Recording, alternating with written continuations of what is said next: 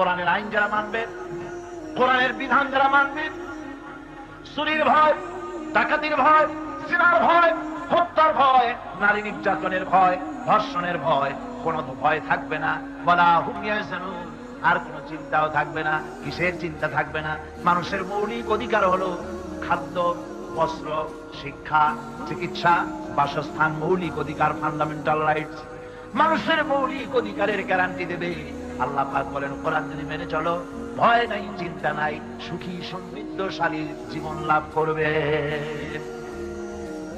এটা কোনো নির্বাচনী ওয়াদা নয়।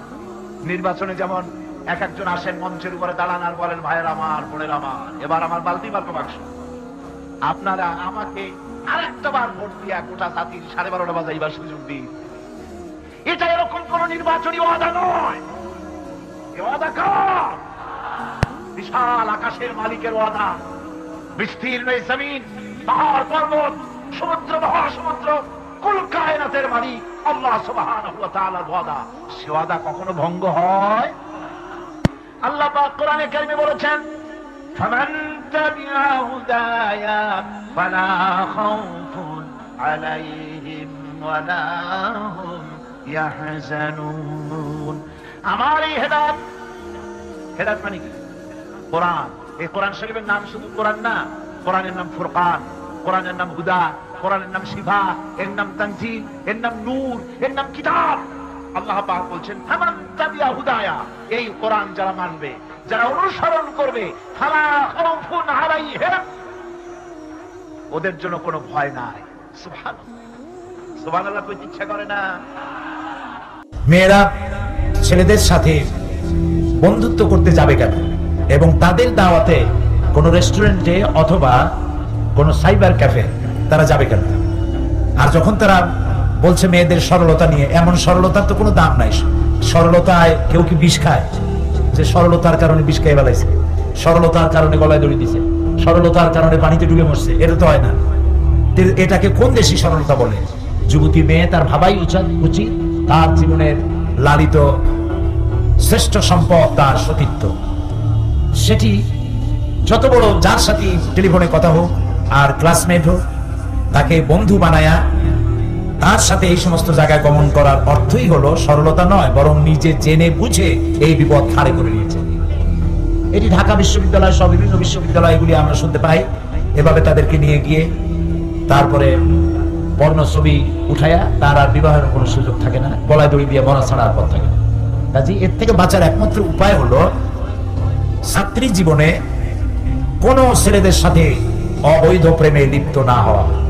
এটা মনে রাখা দরকার। মেয়ে হিসেবে যখন জন্মগ্রহণ যারা করেছেন, একজন পুরুষ সাথী আল্লাহ তার জন্য বৈধভাবে জোড়া রেখেছেন। এই সুতরাং বিয়ে একদিন হবেই, তার আগে প্রেম করে বিবাহ বহির্ভূত প্রেম ইসলাম হারাম করেছে, জায়েজ নাই। এতে নিজের সর্বনাশ করা ছাড়া আর কোনো পথ নাই। কাজে আমি এটাকে সরলতা এবং কমলতা, কোমলমতি আমি বলে এটাকে মনে করি না। এটা ইচ্ছে করি সাপের কামড় খাওয়া, ইচ্ছে করে গর্তে পড়ে আত্মহত্যা করার স্বামী। ধর্মনিরপেক্ষ রাষ্ট্র আমার বাড়ির কাছে ভারত। ধর্মনিরপেক্ষ মতবাদ দিয়ে সে দেশে কি ধর্মের, বিভিন্ন ধর্মের মানুষের নিরাপত্তা দিতে পেরেছে, অধিকার দিতে পেরেছে? সুতরাং এই ধর্মনিরপেক্ষ এই কথাটা সম্পূর্ণভাবে মুসলমানদেরকে পরিত্যাগ করতে হবে, ধর্মের পক্ষে আসতে হবে। কোথায় আসতে হবে? কিন্তু বিজ্ঞজনেরা আমাদের দেশের খুব বেশি বুদ্ধি রাখেন। ওনারা বলেন কি, বুখারী শরীফের মধ্যে আছে ধর্মনিরপেক্ষতার কথা। কোথায়? কয় যে লাকুম দীনুকুম ওয়ালিয়া দীন। অনুসারীরা মনে করে মাশাআল্লাহ, আমাদের নেতারা তো বুখারীও পড়ে। বাঙালিরা হাইকোর্ট দেখায় দিল, কোরআন শরীফের আয়াত নিয়ে ঢুকাইল বুখারীর মধ্যে। ভাই, আমি আপনাকে প্রশ্ন করি, লাকুম দীনুকুম ওয়ালিয়া দীন এইটা দিয়ে কি ধর্মনিরপেক্ষতা বুঝায়? মূল বিষয়টা কি ছিল সেই বিষয়টি চলুন আমরা যাই। কাফেররা বলেছিল মুহাম্মদ সাল্লাল্লাহু আলাইহি ওয়াসাল্লাম, ধর্ম নিয়ে আমাদের মধ্যে যে কাশমাকাশ হচ্ছে, আমাদের মধ্যে যে একটা টানাপোড়েন হচ্ছে, আসুন আমরা একটা কথায় ঐক্যবদ্ধ হই। সেটা কি? আমরা যারা আছি ইসলাম মানি না, আমরা কিছুদিন আপনাদের মসজিদে গিয়া আল্লাহরে দুইটা সেজদা দিয়ে আসবো, আর আপনারা কিছুদিন আমাদের মন্দিরে এসে আমাদের মূর্তিগুলারে একটু প্রণাম করে যাবেন। আসুন আমরা ধর্ম এভাবে 50-50 ভাগাভাগি করে নেই। এটা ছিল সূরা কাফিরুনের প্রেক্ষাপট নাজিলের। জবাবটা কি এলো? রাসূলুল্লাহ কোনো কথা বলতেন না যতক্ষণ জিবরাইল না বলতেন, আর জিবরাইল বলতেন না যতক্ষণ। এবার শুনুন আল্লাহ কি বলছেন, এই প্রস্তাবে আল্লাহ কি বলছেন। আল্লাহ রাব্বুল আলামিন বলেন, কুল ইয়া আইয়ুহাল কাফিরুন লা আ'বুদু মা তা'বুদুন। আল্লাহ পাক বলেন, নবী আপনি বলুন, হে মহাসত্যের অস্বীকারীরা, তোমরা যার ইবাদত করো আমরা তার ইবাদত করি না, আবার আমরা যার ইবাদত করি তোমরা তার ইবাদত করো না। সুতরাং মীমাংসা হচ্ছে এটাই, ফয়সালা হচ্ছে এটাই, সিদ্ধান্ত হচ্ছে এটাই, লাকুম দীনুকুম ওয়ালিয়া দীন। তোমাদের দিন তোমাদের জন্য, আমাদের দিন আমাদের জন্য। আর দিন মানে কি গতকাল বলছি, মনে আছে আপনাদের? মনে আছে? দিন মানে কি রাত না রাতের উল্টাটা? দিন মানে কি? জীবন ব্যবস্থা, জীবন ব্যবস্থা। লাকুম দীনুকুম ওয়ালিয়া দীন। তোমরা তোমাদের দিন নিয়ে থাকো, আমরা আমাদের দিন নিয়ে থাকি। এ দিয়ে কি নিরপেক্ষ বুঝায় না পক্ষ বুঝায়? জবাব দেন, কি বুঝায়? তোমরা তোমাদের ধর্মের পক্ষে থাকো, আমরা আমাদের ধর্মের পক্ষে থাকি। সুতরাং হিন্দু আপনি আপনার ধর্মের পক্ষে থাকুন, খ্রিস্টান আপনার ধর্মের পক্ষে থাকুন, ইহুদি আপনার ধর্মের পক্ষে থাকুন, বুদ্ধিস্ট আপনার ধর্মের পক্ষে থাকুন, শিখ আপনার ধর্মের পক্ষে থাকুন, মুসলমান তার দিন নিয়ে ইবাদত দিয়ে আপনার ধর্মের পক্ষে থাকুন। সুতরাং কোন মুসলমান ধর্ম নিরপেক্ষ মতবাদকে বিশ্বাস করতে পারে না, মানতে পারে না। এই শিবিরের কাছে যাতে আসতে না পারে সেই জন্য বলা হয় হাত কাটা রক কাটা। কার রক কাটছে দেখান। আমি তো চ্যালেঞ্জ করেছি, শিবির কার ছেলে কোন বিশ্ববিদ্যালয় কোথায় কার রক কেটেছে যদি প্রমাণ করতে পারো, শিবিরের পক্ষে একটি কথাও আমি বলবো না। কাজী বাজে কথা বলে কোনো লাভ নাই। এই সব কথা বলে ইসলামী আন্দোলনকে ঠেকানো যাবে না। ঠেকানো যাবে যাবে না। যতই এই যে 15 দল 20 দল 22 দল একসাথে হচ্ছে না ভাই, বড় বড় এক একটা শূন্য, 0+0+0+0 from Khulna to Dhaka equal to কত? একটা বিগ জিরো।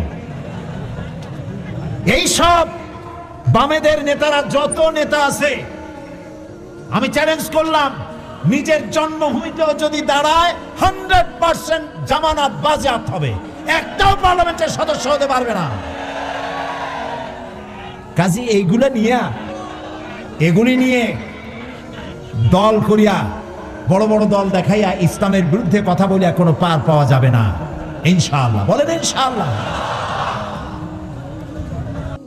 ইসলামী ছাত্র শিবির দেশের শিক্ষাঙ্গনের শ্রেষ্ঠ চরিত্রবান একটি সংগঠন। সবাই কোন আলহামদুলিল্লাহ। পত্র পত্রিকাগুলি অনাবরত লেখে যে শিবির রক কাটে। আমি লন্ডনে গেছি, তো একজন আমার কথায় কথায় শিবিরের কথা উঠছে, কয় যে হুজুর শিবিরের কথা কবেন না। বলে কেন? আচ্ছা খালি রক কাটে।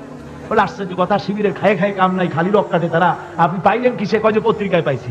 আমি তখন বললাম, দেখেন কোরআন শরীফের সূরা হুজুরাত 26 পারা, কোরআন শরীফে আল্লাহ পাক বলেছেন, ফাসিক কর্তৃক পরিবেশিত খবরকে যাচাই না করে বিশ্বাস করো না। আজকে পত্র পত্রিকার কাজ, তাদের কাজ হচ্ছে, অধিকাংশ সব না, সাংবাদিকতা এক মহান পেশা। এই মহান পেশাকে অনেকে নিজের নিজস্ব চিন্তা এবং নিজস্ব দর্শন অনুযায়ী প্রতিপক্ষকে ঘায়েল করার জন্য হাবিজাবি তারা লেখে। ইসলামী ছাত্র শিবির রক কাটে না, গলা কাটে না, মিথ্যে কথা শিবিরের বিরুদ্ধে বলা হচ্ছে। ইসলামী ছাত্র শিবির বাংলার জমিনে কোরআনের রাজ কায়েম করার জন্য এ পর্যন্ত 48 জন নেতা এবং কর্মী শাহাদাতের নজরানা আল্লাহর দরবারে তারা পেশ করেছে। সুতরাং এই শহীদি কাফেলা ইসলামী ছাত্র শিবিরকে আমরা আমাদের অন্তরের অন্তঃস্থল থেকে মুবারকবাদ জানাই। আল্লাহ তাদেরকে কবুল করুন, জোরে বলেন আমিন। বিরোধিতা কেন? যাতে করে নতুন প্রজন্ম ছাত্র শিবিরের মতো চরিত্রবান সংগঠনে সামিল না হতে পারে, সেই জন্য তাদেরকে ভয় দেখানো হচ্ছে। ওখানে গেলে তারা রক কেটে দেবে, তারা গলা কেটে দেবে, এই কথা বলে শিবির থেকে তারা মাহরুম করতেছে। আমি শিবিরের কাছে থেকে শিবিরকে জানার জন্য ছাত্রদেরকে অনুরোধ করি, স্কুল কলেজ ইউনিভার্সিটি সর্বত্রই শিবির হচ্ছে এক চরিত্রবান সংগঠন। সে সংগঠনে অগ্রসর হয়ে আপনারা কাজ করবেন বলে আমি আশা করি।